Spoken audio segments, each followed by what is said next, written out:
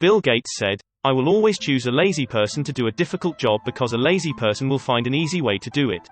What's a real-life example of this? I knew a guy who had a low-level data reporting job. He had several daily, weekly work responsibilities, including a bunch of reports that needed quite a bit of tweaking from raw data to finished product. But like I said, low level.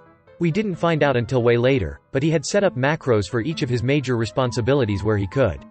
Once set up, he'd just run the macros to do his work, but then he'd, smartly, hold off on delivering the reports until just a little before the deadlines. He'd hit every assignment and was seen as reliable. He also would complain about the workload so people would leave him with that work. I doubt he did a full hour of work a day after he set up what he did. Eventually he left the job for one with better pay. But damn did he work lazy. Also, he was smart not to reveal until the end, because had he told them about it he would have gotten a pat on the back and would have been given a whole other workload, on top of maintaining those macros, etc. Dude milked the job, not the other way around.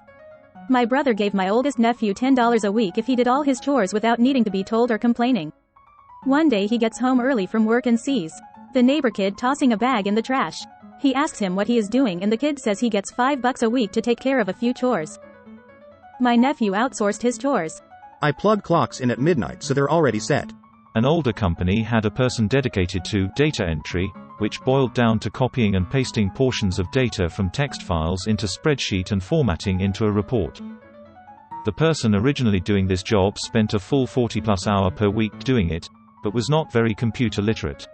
When they retired, the company hired someone with actual skills. The new hire convinced management to let her work remotely after getting up to speed on the job. The first week at home was spent automating the entire job.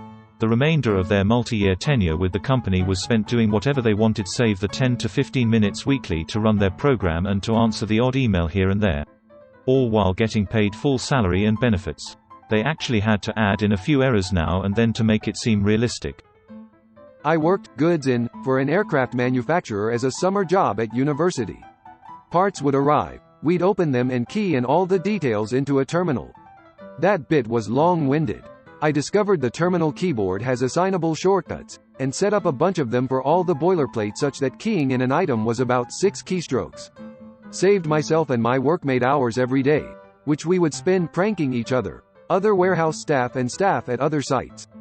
There's a repo on GitHub containing code based on scripts that were used by a tech employee that his coworkers discovered after he left the company. Here's a summary of his shenanigans. Edit. Repo code is based on the story, not actually from this person. XXX. Okay, so, our build engineer has left for another company. The dude was literally living inside the terminal. You know, that type of a guy who loves Vim, creates diagrams in Dot and writes wiki posts in Markdown. If something, anything, requires more than 90 seconds of his time, he writes a script to automate that. XXX. So we're sitting here, looking through his, legacy. XXX. You're gonna love this. XXX. Smack-my-beach-up.sh, sends a text message, late at work, to his wife, apparently. Automatically picks reasons from an array of strings, randomly. Runs inside a cron job. The job fires if there are active SSH sessions on the server after 9 p.m. with his login. XXX. Kumar-asshole.sh.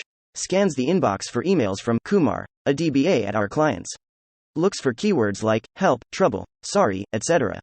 If keywords are found, the script SSHs into the client server and rolls back the staging database to the latest backup. Then sends a reply, no worries mate, be careful next time. XXX. Hangover.sh, another cron job that is set to specific dates. Sends automated emails like, not feeling well, gonna work from home, etc. Adds a random reason from another predefined array of strings. Fires if there are no interactive sessions on the server at 8:45 a.m. XXX. And the Oscar goes to fricking-coffee.sh. This one waits exactly 17 seconds, then opens a telnet session to our coffee machine. We had no frickin' idea the coffee machine is on the network, runs Linux and has a TCP socket up and running, and sends something like SYS brew. Turns out this thing starts brewing a mid-sized half CAF latte and waits another 24 seconds before pouring it into a cup. The timing is exactly how long it takes to walk to the machine from the dude's desk. XXX. Holy sh*t I'm keeping those. Years ago as a student I got a job stocking shelves. Guys were carrying the heavy boxes, put them on the floor and bend each time to pick up the items to put on the shelves. I was maybe a light 100 pounds woman, and carrying the boxes was just killing me physically. So one day I had an idea. I put the box on her old desk chair and rolled it around. No more carrying and no more bending. Funny thing is that, instead of doing the same thing, most of the guys called me lazy and kept carrying the heavy boxes. Just to prove how strong they were. Now they have special rolling carts to do the job. An engineer spent hours developing a program so they could start the coffee pot from their desk and not have to wait for coffee when arriving in the break room. Every year in the Canadian winter, power lines would fail due to the weight of the snow. It took many days to build up enough to break a line, so they employed a team to walk the routes and shake the poles to loosen the snow. One day they saw a bear shaking the poles and realized that if they could get the bear to do it, they wouldn't need to walk the route. So they gave one guy a bucket of honey and he'd walk the route painting the sides of the poles with honey to attract the bears. It worked for a few more years, but this still takes a lot of time to do. So then they had the idea of flying a helicopter along the route with a trained sniper with honey paintballs that he'd shoot the poles with. On its maiden flight, the helicopter passed the lines and the downdraft blew away all of the snow. The flights continue to this day, but without the sniper. Typos and grammar fixed by you, brother bad. I was invited to my friend's yearly apple picking. It was a full day of apples and kids and filling a truck for cider. I'm lazy and suggested we make the process more efficient with tarps on the ground. We managed in 2 hours what historically took all day. We didn't even get to the picnic lunch. Essentially, I ruined apple picking. My ex-boss gave me an Excel sheet. 124.000 rows Excel sheet. Had all the company customer data per row, twice. In some of those duplicates there was an error. She needed me to go over the list one row by row to check for mistakes and mark all the faulty entries I could find. Through 124.000 rows. She wanted me to do that using the arrow down key and my mouse. I thanked her. I sat down, invested half an hour into Google, copy-pasted some parts of this formula, then some parts of that. Finally I had figured out the formula. I double-clicked the tiny rectangle so that the formula gets applied on all rows.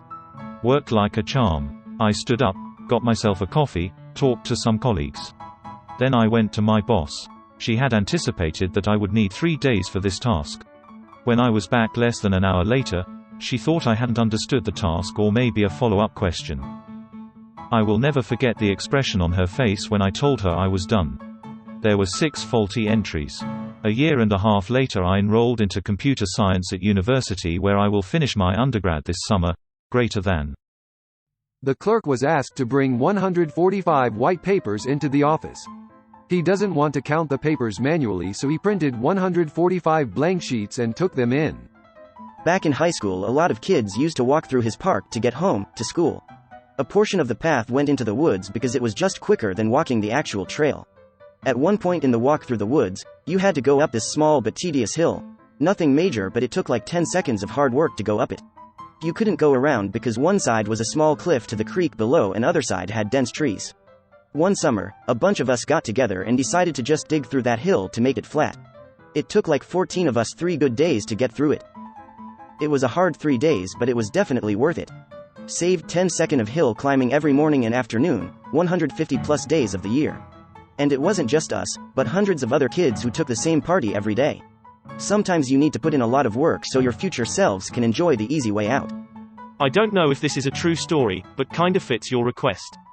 There was a manufacturing plant that made toothpaste. One year, for some reason, there ended up being an unusually high number of empty boxes being shipped out. So in order to stop that from happening, the head of the company hired a couple engineers to develop a system to catch any empty boxes so they didn't get shipped with the boxes that actually had the toothpaste tubes in them. The engineers developed a system that if the box weighed below a certain amount, the system would stop and a worker would have to go remove the box and start everything up again. The person in charge loved the idea and implemented it immediately. And right from the get-go, the number of empty boxes shipped dropped to near zero. The head of the company wanted to go see the system in action, so he goes and visits the plant one day and notices a huge fan right by the assembly line.